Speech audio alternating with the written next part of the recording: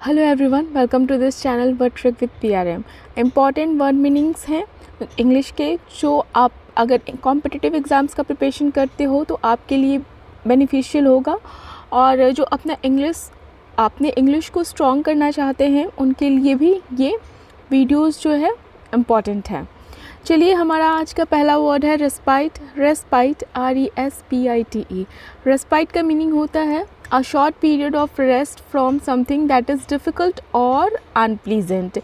कोई कार्य आप कर रहे हो लेकिन उस कार्य में को करने के दौरान आपको समस्या है या आप उस कार्य को मन से नहीं कर रहे हो, तो उस तरह के कार्य मतलब कठिन और अप्रिय कार्य या चीज़ों से आराम करने की एक जो छोटा सा वक्त होता है, अवधि, उसको आप रेस्पाइट कहते हो, मोहलत। हमारा अगला वर्ड है वर्डिक्ट। Verdict VERDICT। वर्डिक्ट का मीनिंग है the formal decision or judgment rendered by a court at the conclusion of a trial or legal proceeding.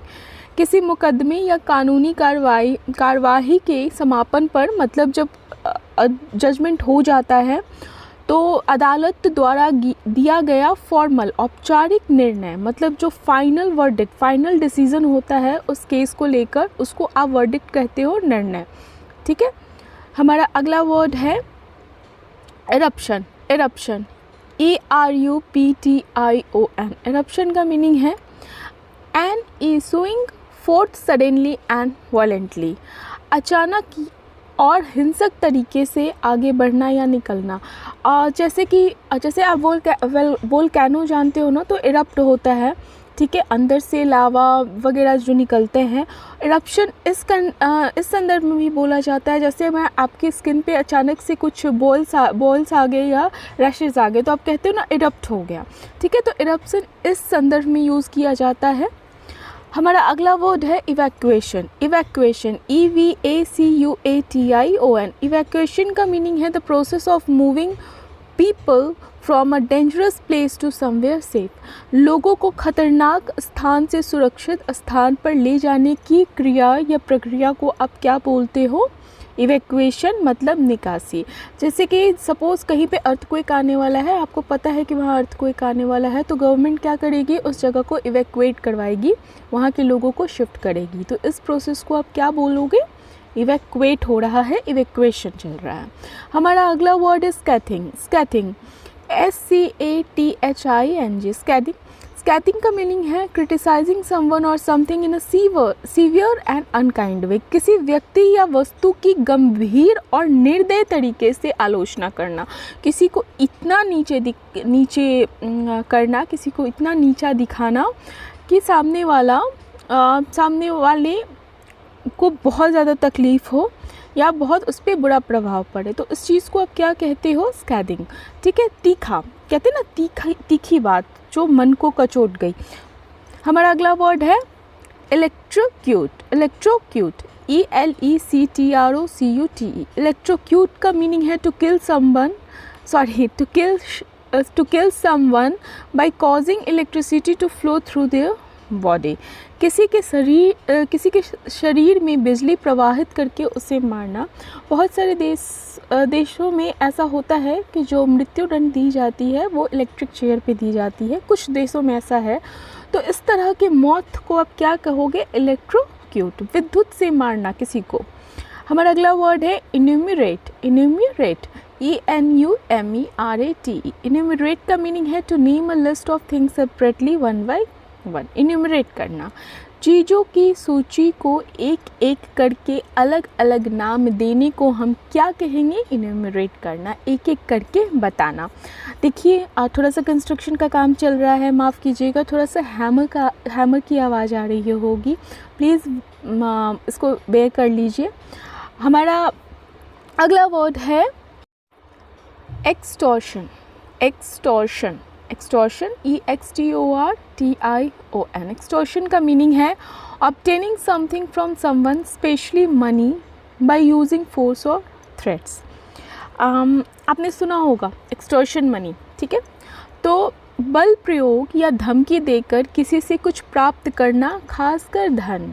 किसी को धमकी देना किसी भी कारण से, किसी भी रीज़न से, किसी भी किसी भी चीज़ को लेकर, और उससे जब हम धन की प्राप्ति करते हैं, वसूली करते हैं, तो उसे हम एक्सटॉर्शन बोलते हैं। ज़बरदस्ती की वसूली को हम एक्सटॉर्शन बोलते हैं। हमारा अगला वर्ड है सब्सटेंशियल। Substantial SUBSTANTIAL। सब्सटेंशियल का मीनिंग है लार्ज इन अमाउंट। कुछ भी बड़ी मात्रा में सब्सटेंशियल है, पर्याप्त मात्रा में, मतलब इनफ है, या एक तरह से मोर देन इनफ, सब्सटेंशियल, ठीक है, लार्ज इन अमाउंट, बहुत ज़्यादा, तो उसको हम सब्सटेंशियल बोलेंगे। और हाँ, अगर आप मेरे चैनल पे नए हैं तो मेरे चैनल को ज़रूर से सब्सक्राइब कीजिएगा। आपको मेरे चैनल पे कंप्लीट वोकैबुलरी सॉल्यूशन मिलेगी, चाहे वो आप कॉम्पिटिटिव एग्ज़ाम का प्रिपरेशन कर रहे हो, चाहे आप इंग्लिश सीखना चाह रहे हो। हमारा अगला वर्ड है मटर। मटर MUTTER। मटर का मीनिंग होता है to speak quietly and in a voice that is not easy to hear, often when you are anxious और कंप्लेनिंग अबाउट समथिंग। जैसे आपने कुछ सुना और सामने बगल वाले व्यक्ति को आप उसके कान में कुछ कह रहे हो, और स्पेशली आप कंप्लेन कर रहे हो, तो इस चीज़ को क्या कहोगे? मटर करना, ठीक है। धीरे धीरे और ऐसी आवाज़ में बोलना जिससे सुनना आसान ना हो, अक्सर जब आप चिंतित हो या किसी चीज़ के बारे में शिकायत कर रहे हो, तो धीरे धीरे बोलना किसी के कान में, ताकि सामने अगल बगल वाले सुन ना सके। बुदबुदाने को आप क्या कहोगे? मटर करना। हमारा अगला वर्ड है सब्सिक्वेंटली। Subsequently SUBSEQUENTLY। सब्सिक्वेंटली का अर्थ होता है आफ्टर समथिंग एल्स, कुछ कार्य के बाद, ठीक है, कुछ और के बाद। कुछ और के बाद को हम क्या कहते हैं? सब्सिक्वेंटली। या आप एक शब्द में समझे तो तत्पश्चात, ये काम हुआ, तत्पश्चात उसके बाद ये काम हुआ, ठीक है, तो इसको आप क्या बोलोगे? सब्सिक्वेंटली, ठीक है। हमारा अगला वर्ड है इंटरवेन। Intervene INTERVENE। इंटरवीन का मीनिंग है to interrupt somebody who is speaking in order to say something। कोई कुछ बोलना चाह रहा हो और बीच में ही आप उसको टोक दो, इस चीज़ को कहते हैं इंटरवीन करना, ठीक। किसी को कुछ कहने और करने से बीच में रोकना, या कोई कार्य करना चाह रहा हो या करने की कोशिश कर रहा हो और बीच में रोक दो, तो उसको क्या कहेंगे? इंटरवीन करना। बीच बचाव करना को भी हम इंटरवीन करना कहते हैं, बाधा पहुंचाना को भी हम इंटरवीन करना कहते हैं, ठीक है। हमारा अगला वर्ड है मैग्निफिसेंट। Magnificent MAGNIFICENT। मैग्निफिसेंट का मीनिंग है एक्सट्रीमली गुड, बहुत ही ज़्यादा अच्छा, ब्यूटीफुल, खूबसूरत और इम्प्रेसिव। एक्सट्रीमली मतलब बहुत ज़्यादा अच्छा, बहुत ही ज़्यादा सुंदर, बहुत ही ज़्यादा इम्प्रेसिव, प्रभावशाली, तो इसको आप मैग्निफिसेंट कहते हैं। अत्यंत अच्छा, सुंदर और या प्रभावशाली को आप कहोगे मैग्निफिसेंट। एक शब्द में हिंदी है इसका क्या? शानदार। ये चीज़ तो वो चीज़ के बारे में, अगर किसी चीज़ के बारे में आपसे पूछा गया, आपने बोलोगे ओह दैट इज़ मैग्निफिसेंट, मतलब शानदार है। हमारा अगला वर्ड है ब्लजन। ब्लजन BLUDGEON।